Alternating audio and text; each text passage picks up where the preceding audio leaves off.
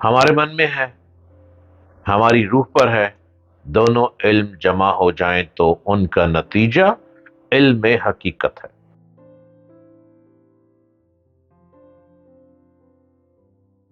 Hello, السلام علیکم۔ آپ دیکھ رہے ہیں یوٹیوب چینل ڈاکٹر جلیل اسلم آفیشل۔ مجھے دیکھتے چلے جائیے، مجھے سنتے چلے جائیے۔ میں کبھی کبھی تو آپ ہی کی رام کہانی لے آتا ہوں، اور کبھی میں زمانے کے اتار چڑھاؤ کی باتیں آپ سے کرتا ہوں، اور کبھی ایسا بھی ہوتا ہے کہ میں آپ کو حالات کے ساتھ لے کے چلنے کی جستجو کرتا ہوں کہ حالات کچھ بھی ہوں، ٹریک سیدھا رکھیں، انگلی پکڑ کے چلنا سیکھیں، اور دیکھیں کہاں سے کہاں پہنچائیں گے آپ۔ اگر یقین کی قوت نہ ہوتی تو انسان رفتوں کی منزل سے محروم رہتا۔ یقین زندگی کا رہبر ہے، یقین قوت حیات ہے، یقین حوصلے کو جنم دیتا ہے، یہ یقین ایک کامرانی کی ضمانت ہے۔ جو یقین کی دولت سے محروم ہے وہ گمراہی سے قریب تر ہے، وہ اپنی منزل سے نہ آشنا ہے۔ عزت اور آزادی سے زندگی بسر کرنے کے لیے یقین ضروری ہے۔ اپنی صلاحیتوں پر یقین کریں، آپ کے اندر بہت صلاحیتیں ہیں، اس پر یقین کریں۔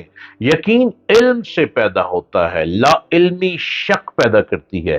جو یقین کی قوت سے نا آشنا ہے وہ کسی پر اعتبار نہیں کر سکتا، رب پر بھی نہیں اور اپنے آپ پر بھی نہیں۔ اسی لیے فرمایا ہے اتنی عبادت کرو کہ تمہیں یقین آ جائے۔ کس بات کا یقین؟ کہ جو کچھ بھی رزق ملتا ہے اپنے رب سے ملتا ہے۔ بے شک رب ہی تو ہے جو ہم کو نواز رہا ہے، رب ہی تو ہے جو ہمیں عطا کر رہا ہے، رب ہی تو ہے جو بے انتہا خوشیاں، نعمتیں، رحمتیں اور ہماری ہر خواہش کو پورا کرتا ہے۔ پیران پیر حضرت دستگیر شیخ عبد القادر جیلانی رحمت اللہ علیہ فرماتے ہیں، ہم پر دو قسم کا علم نازل کیا گیا، علم ظاہری اور علم باطنی، یعنی علم شریعت اور علم طریقت۔ شریعت کا حکم ہمارے ظاہر پر اور طریقت کا حکم ہمارے باطن پر ہے۔ ہمارے من میں ہے، ہماری روح پر ہے، دونوں علم جمع ہو جائیں تو ان کا نتیجہ علم حقیقت ہے۔ جس طرح درخت اور پتوں کے اکٹھے ہونے کا حاصل پھل ہے۔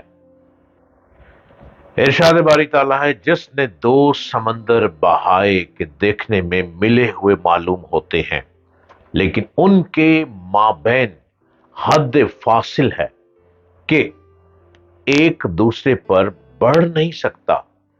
یہ سورۃ الرحمن کی آیت 19 اور 20 ہے، جس میں رب نے فرمایا محض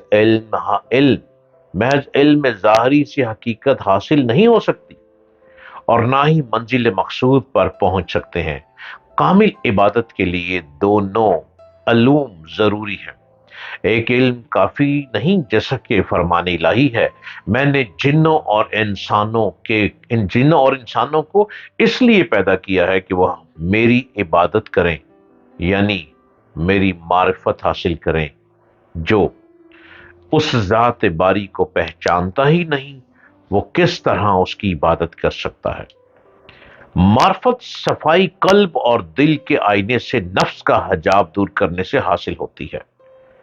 پھر اس میں جمال کنز مخفی یعنی پوشیدہ خزانہ انوار الہی کا دل کی گہرائیوں کے مقام راز کے اندر مشاہدہ کیا جاتا ہے۔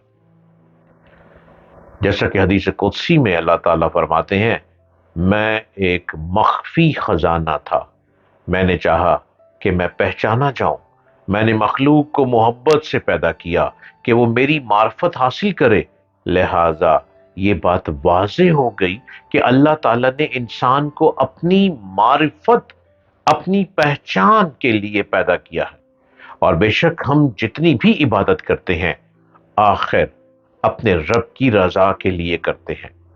सोने रब को खुश करने के लिए करते हैं, उसकी उससे रहमतें, नेमतें और सुकून मांगते हैं। और वही तो हमारा मेहरबान है, वही तो कारसाज है, और आखिर हमने एक दिन लौट कर उसी के पास चले जाना।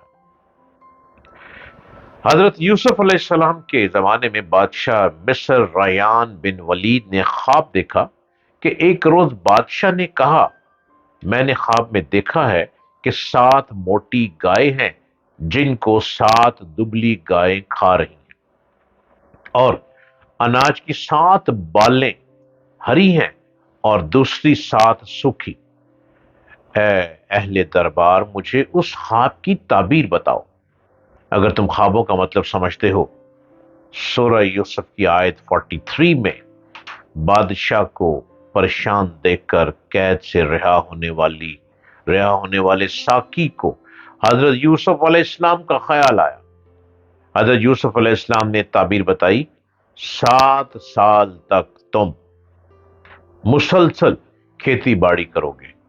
इस दौरान जो फसलें तुम काटो उनमें से बस थोड़ा सा हिस्सा जो तुम्हारी खुराक के काम आए निकालो, और बाकी को उसकी बालों में रहने दो।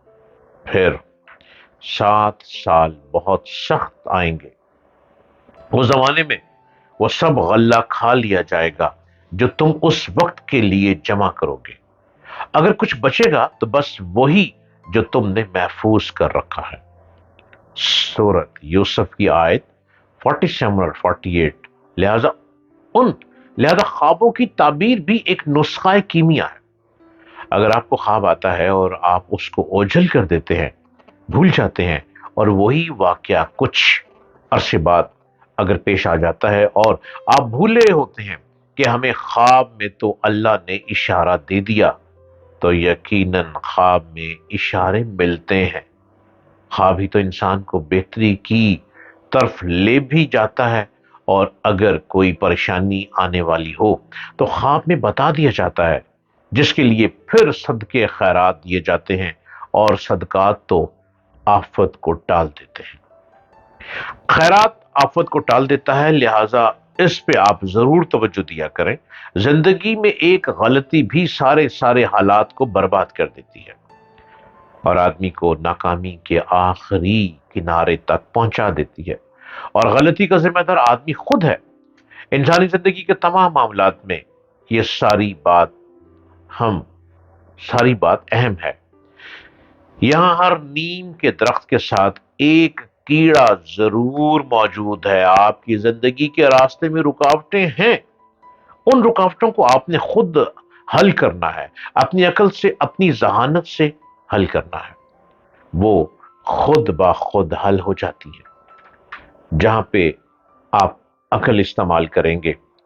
यहां हर मामले के साथ एक कमजोरी लगी हुई है। आदमी को एहतियात बरतनी है। वो जिस मामले में गफलत बरतेगा, उसकी कमजोरी अपना काम करेगी और उसके सारे मामले को बिगाड़ कर रख देगी।